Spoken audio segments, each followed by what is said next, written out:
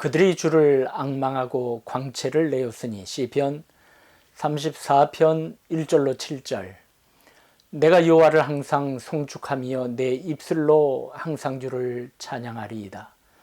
내 영혼이 여호와를 자랑하리니 곤고한 자들이 이를 듣고 기뻐하리로다. 나와 함께 여호와를 광대하시다 하며 함께 그의 이름을 높이세. 내가 여호와께 간구하며 내게 응답하시고 내 모든 두려움에서 나를 건지셨도다. 그들이 주를 앙망하고 광채를 내었으니 그들의 얼굴은 부끄럽지 아니하리로다. 이 곤고한 자가 부르짖음에 여호와께서 들으시고 그의 모든 환난에서 구원하셨도다. 여호와의 천사가 주를 경외하는 자를 둘러 진치고 그들을 건지시는도다. 주의가 어둡고 암울할 때 하나님을 아는 백성은 어떻게 살아갈까요? 우리는 그 대답을 오늘의 말씀에서 들을 수 있습니다. 5절엔 그들이 주를 앙망하고 광채를 내었으니 그들의 얼굴은 부끄럽지 아니하리로다 라고 노래하고 있지요. 하나님을 아는 백성은 주님을 앙망합니다. 마음 아픈 자, 슬픈 마음 있는 자, 그것을 이기고 주님을 바라보는 하나님의 자녀들은 얼굴에 빛이 나고 부끄러움을 당하지 않는다고 외치고 있지 않습니까? 다니엘서 12장에 보면 마지막 때 큰 환란이 일 때도 지혜 있는 자는 궁창의 빛과 같이 빛날 것이요 많은 사람을 옳은 대로 돌아오게 한 자는 별과 같이 영원토록 빛나리라고 기록되어 있습니다. 왜 그럴까요? 영원한 빛 되시는 하나님께서 함께 하시기에 도리어 그 빛을 받아 빛나는 것입니다.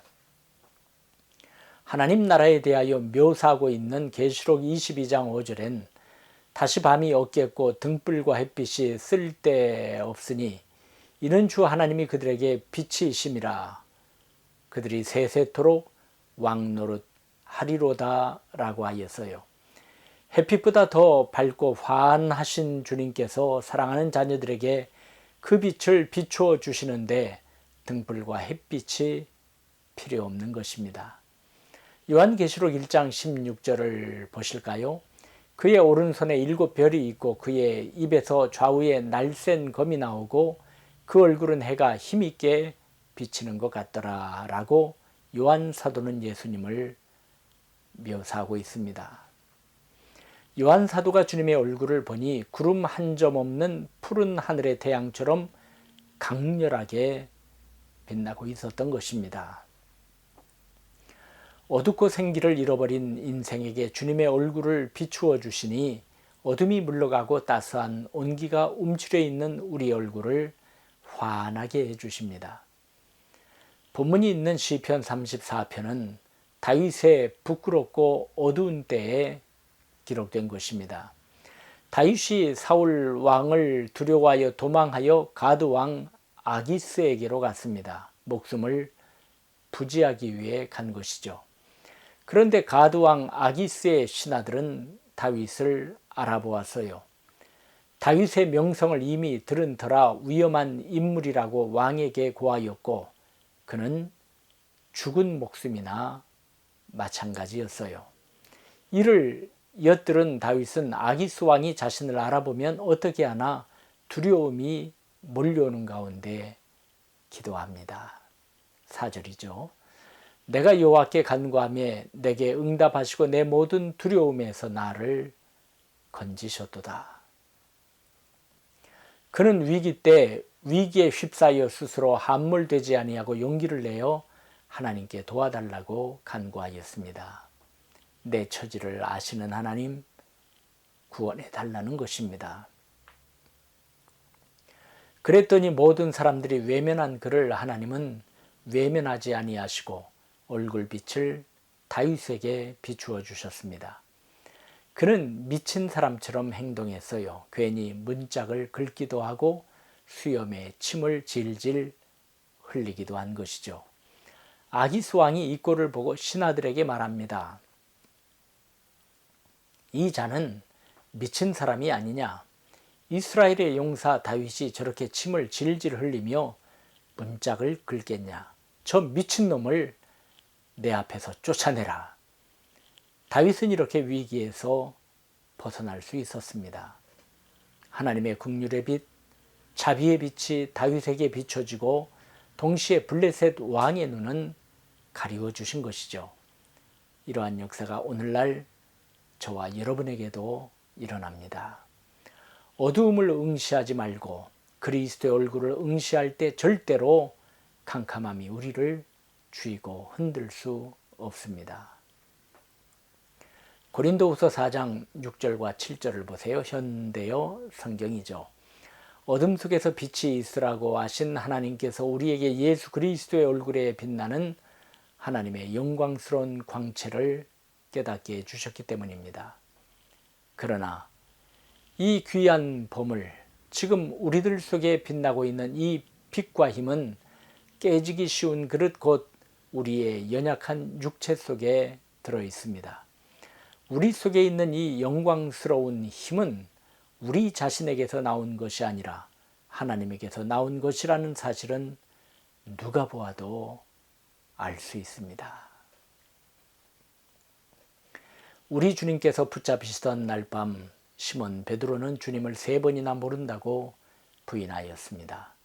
자신도 붙잡혀갈까 두려웠던 것이지요. 정말 어처구니 없는 일이었습니다.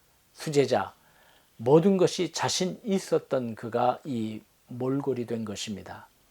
베드로를 누가 이제 알아주겠어요? 동정하겠어요? 하지만 누가복음 22장 61절과 62절을 보세요. 주께서 돌이켜 베드로를 보시니 베드로가 주의 말씀 곧 오늘 닭 울기 전에 내가 3번 나를 부인하리라 하심이 생각나서 밖에 나가서 심히 통곡하니라. 베드로가 3번째 예수님을 부인하는 그 순간에 닭이 울었으며 바로 그 순간에 예수님은 돌아서서 베드로를 보셨습니다. 그 캄캄하고 어두운 데서 빛나는 온유하시고 따사로우신 주님의 얼굴이었을 것입니다. 그 고난의 밤에도 베드로를 귀히 여기시고 동정하신 긍휼의 빛이 빛나는 얼굴이었을 것입니다. 오늘을 사는 저와 여러분에게도 예수님은 그 빛나는 얼굴빛을 비추어 주시는 줄 믿습니다. 하나님께서는 예수 그리스도의 얼굴에 빛나는 하나님의 영광스러운 광채를 깨닫게 해주십니다. 그 따스하고 빛나는 광채가 우리의 마음을 푸근하게 하고 캄캄함을 물러가게 하고 생명을 다시금 소생하게 합니다. 사랑하는 동역자들이여, 우리가 구할 것은 주님의 빛입니다. 다니엘은 망해버린 나라와 결의를 위하여 기도하였는데 그 기도가 다니엘서 9장 17절에 나옵니다. 그러한즉 우리 하나님이여, 지금 주의 종의 기도와 간구를 들으시고 주를 위하여 주의 얼굴빛을 주의 황폐한 성소에 비추시옵소서. 그의 기도는 단순하였습니다. 주님, 황폐한 성소에 주님의 얼굴빛을 비추어 주시옵소서. 이것뿐입니다. 주님, 주님의 얼굴빛을 비추어 주시옵소서. 우리의 삶의 자리에 얼굴빛을 비추어 주신다면 황폐한 곳이라도 생명이 가득한 동산으로 살아날 것입니다. 생명이신 주님의 얼굴빛이니까요. 말라기 4장 2절을 보세요. 내 이름을 경외하는 너희에게는 공의로운 해가 떠올라서 치료하는 광선을 비추리니 너희가 나가서 외양간에서 나온 송아지같이 뛰리라. 그렇습니다. 주님의 빛은 모든 것을 회복시키는 생명의 빛입니다. 요한 사도는 예수님을 참빛이라고 했어요. 그 빛을 받으면 um이 돋고 다시금 줄기가 뻗어나고 구루터기에서 새싹이 나는 역사가 일어납니다.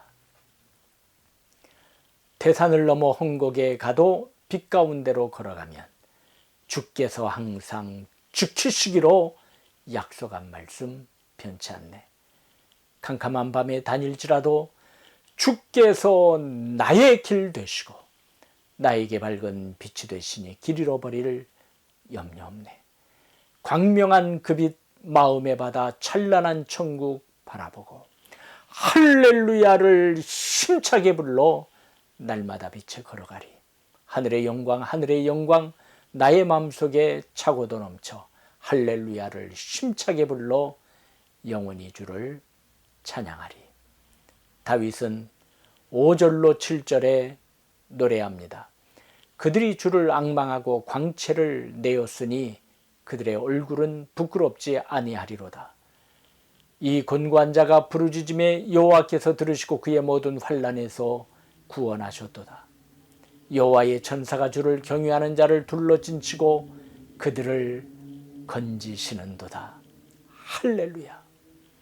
그러므로 우리는 담대히 괴로울 때 주님의 얼굴을 바라보는 것이요 힘이 없고 마음 연약할 때 능력의 주님을 바라보는 것입니다.